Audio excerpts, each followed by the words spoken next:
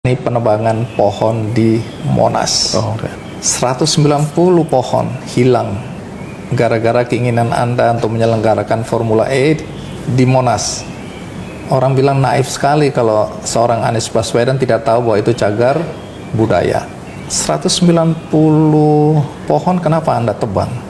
Itu dua hal yang berbeda terjadi di waktu yang hampir bersamaan.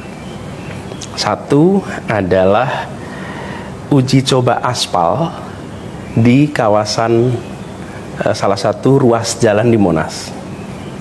Uji coba aspal waktu itu bersamaan dengan proses renovasi Monas yang nggak ada hubungannya, hanya dikerjakan di minggu-minggu yang bersamaan. Jadi kalau orang lewat kelihatan ini satu lagi masangin aspal, lagi uji coba, yang kedua sedang ada renovasi Monas. Waktu itu kan Formula E rencana akan digunakan di Monas. Nah, kita ingin menjaga supaya batu-batu Monas itu tidak dicabut.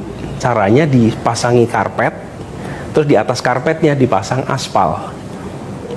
Yang itu dilakukan juga di Paris, di sekitar Menara Eiffel, itu batu-batunya tidak diubah, dipasang karpet di bawahnya, semacam karpet ya, terus pasang aspal. Itu lagi uji coba, yang tidak ada hubungannya dengan renovasi, hanya dikerjakan di minggu-minggu yang sama. Nah, lalu renovasi Monas ini adalah hasil sayembara, dan sayembara ini merujuk kepada Kepres nomor 25 tahun 95 tentang rancangan Monas yang seharusnya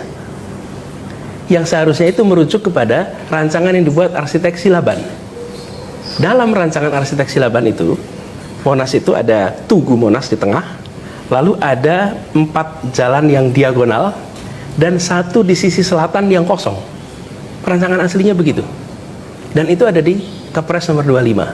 Jadi arsitek perancang renovasi ini mengembalikan kepada desain awal, di mana di sisi selatan itu memang kosong, dan itulah yang dipakai untuk upacara, untuk acara-acara memang di situ menghadap ke arah Monas. Karena tempat itu puluhan tahun tidak pernah digunakan, ditanamin pohon-pohon itu semua. Yang kemudian terjadilah ada 190 pohon, karena selama bertahun-tahun tempat itu nggak pernah desain itu nggak pernah dilaksanakan. Jadi yang kami lakukan adalah memindahkan pohon itu ke tempat yang seharusnya. Ada proses penebangan di sisi barat yang sekarang menjadi tempat parkir. Itu seharusnya pohon semua. Justru di tengah itulah yang sisi selatan itu yang kosong. Itu rancangan yang ada di Kepres nomor 25 tahun 95 dan merujuk kepada rancangan arsitek Silaban. Kalau saja tidak ada pembangunan aspal itu, barangkali ini juga nggak ada yang nonton sih Bang. Siapa pula yang akan motret-motret kegiatan itu? Ini ada pengaspalan uji coba aspal di saat yang bersamaan ada renovasi Monas. Jadilah sebuah keterkaitan, seakan-akan nebang pohon untuk bangun Formula E yang itu nggak ada hubungannya, hanya terjadinya di periode yang hampir sama.